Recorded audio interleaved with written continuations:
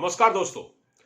आज मेरे वीडियो के थंबनेल पर आपने जो लिखा देखा है वो क्या लिखा है कि वोटिंग के दिन मतदान न करने वालों को क्या सजा दी जाए। जी हां, ये सवाल आज मेरे मन में उठा क्योंकि मैंने ये सोचा कि भाई जहां लाखों की आबादी है वहां पर इतना मतदान कम क्यों हो रहा है। और ये ट्रेंड सिर्फ आज नहीं देखा गया, इससे पहले भी कुछ चुनाव में हमेशा ये देखने को मिलता है। और ये भी देखने को मिलता है कि जो खाते पीते लोग हैं, बड़ी बड़ी कोठियों में, आलीशान कोठियों में रहते हैं, सुबह उठते हैं 10-11 बजे और शाम को गोल्फ खेलने निकल जाते हैं या कहीं तफरीह करने निकल जाते हैं, ऐसे लोग वोट नहीं डालते। ऐसे लोग सिर्फ जो है कमरों में बैठकर, बंद कमरों में बैठकर सरकार को कोसने का, सरकार को गालियां देने का काम करते हैं। इस बार ये विधानसभा जो चुनाव है 2022 का, इसमें भी यही ट्रेंड देखा गया। मैं पहले चरण की बात करूंगा, अभी तो दूसरे चरण का मतदान भी है, उसके बाद और भी है।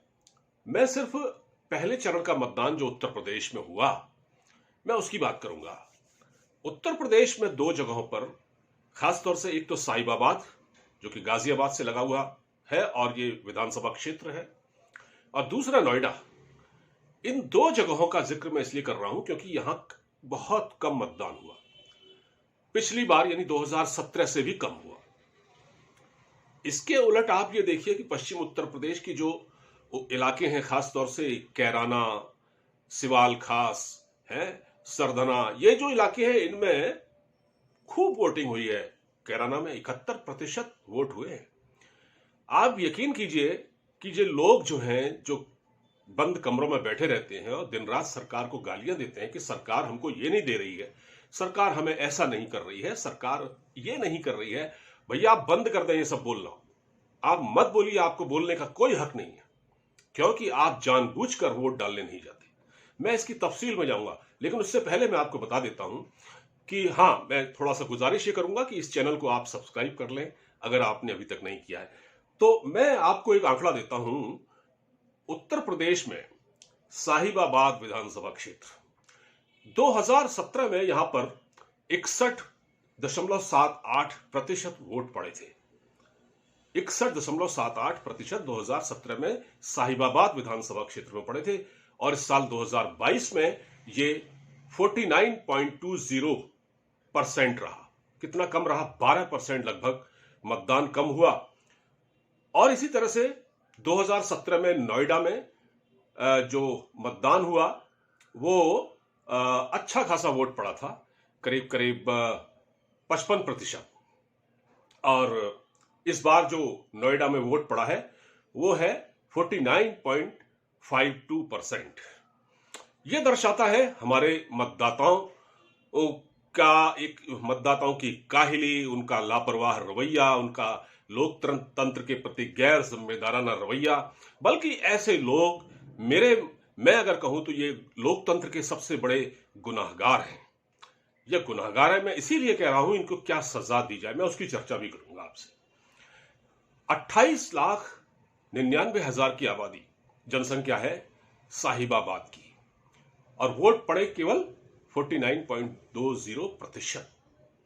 अच्छा, नोएडा में 70% वोटिंग का लक्ष्य था इस बार, लेकिन हुआ क्या?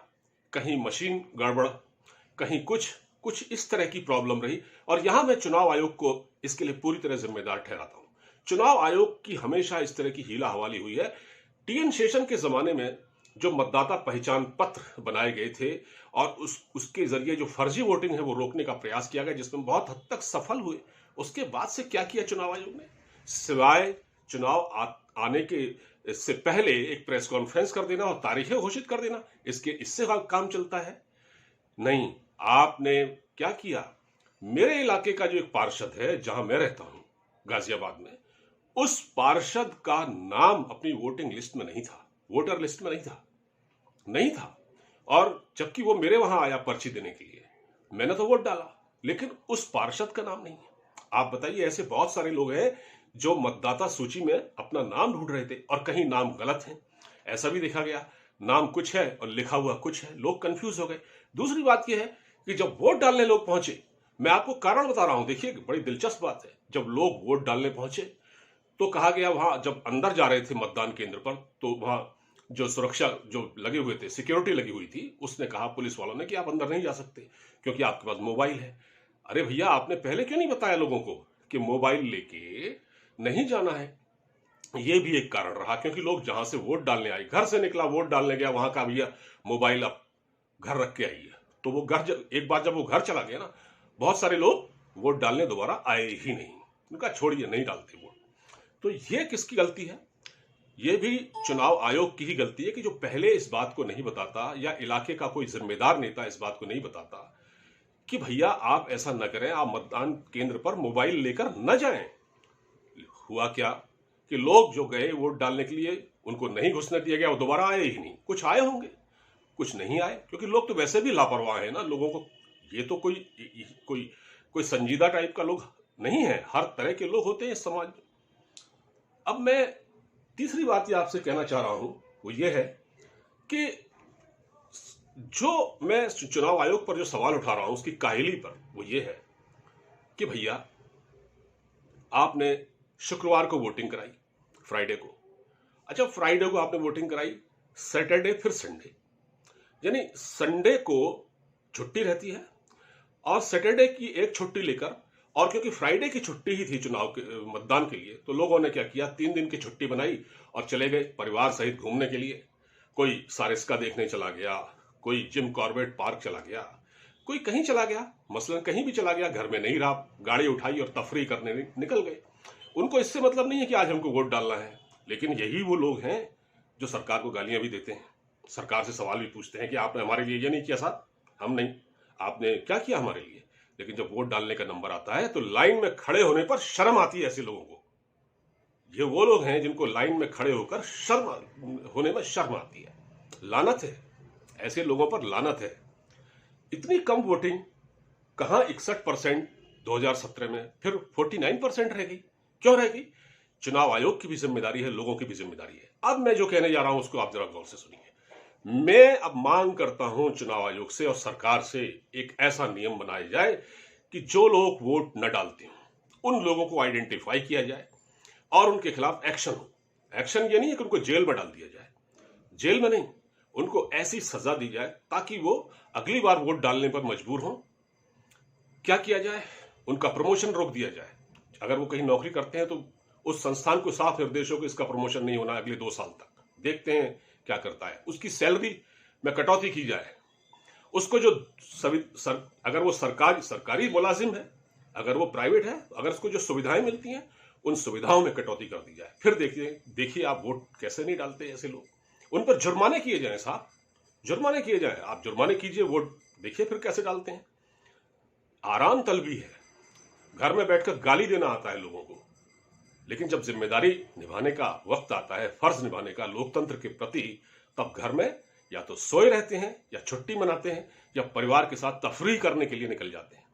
ये हाल है यहाँ के लोगों का। ये पाखंडी किस्म के लोग जो दोहरा मापदंड रखते हैं, दोहरेपन के हमेशा शिकार रहते हैं। केवल सरकार को गाली देने से काम नहीं चलेगा। अच्छा, और दूसरी बात यह है, जो चुनाव आयोग है उसको ये तय करना पड़ेगा, उसको तय करना पड़ेगा कि वो कभी भी फ्राइडे, सैटरडे और संडे को, खासतौर से सैटरडे और संडे को मतदान न रखे। अब देखिए आज संडे है तो वोटिंग तो होगी, अभी वोटिंग तो होगी, तो इस तरह से कोई नियम बनाए ताकि लोग घर से निकले। लोगों को चुनाव के दिन घर से निकालने का इंतजाम किया जाए। भाई, किसी भी पार्टी के जो वॉलंटियर होते हैं उनका काम क्या है? उनको मोटिवेट करना है लोगों को। जो बूथ लेवल पे काम होता है, आपको लोग, मतदाताओं को घर से बाहर निकालना है। भाई आइए, वोट डालिए, घर में क्यों पड़े हुए हैं? ये काम क्यों नहीं हो पाता है? क्या चुनाव आयोग का फर्ज सिर्फ इतना रह गया है कि बस एक दिन बैठो, मीडिया को बुलाओ, उनका अटेंशन लो और तारीखें घोषित कर दो?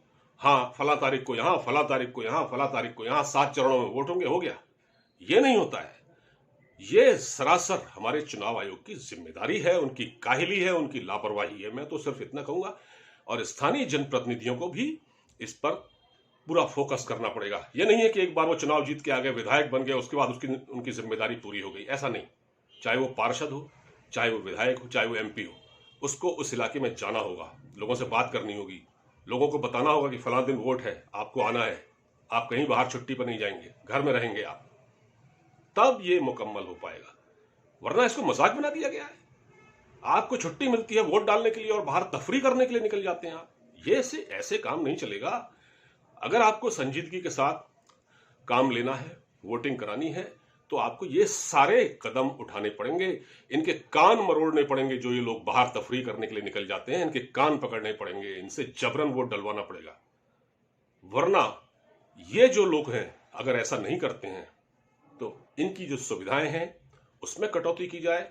अगर ये पेंशनर हैं तो उनकी पेंशन आधी कर दी जाए। मैं तो साफ कहता हूं, एक दिन 5 साल में आपको वोट डालना है और आप घर से बाहर नहीं निकलते, आप बहाने बनाते हैं, बच्चों को बाहर लेके घूमने निकल जाते हैं, इससे काम नहीं चलेगा। उम्मीद है वीडियो पसंद आया होगा, और मैं फिर चाहूंगा कि अगर आपने हमारे चैनल को सब्सक्राइब नहीं किया तो प्लीज सब्सक्राइब कर लीजिए, और इस वीडियो को अपने दोस्त अहबाब में ज्यादा से ज्यादा शेयर कीजिएगा। नमस्कार।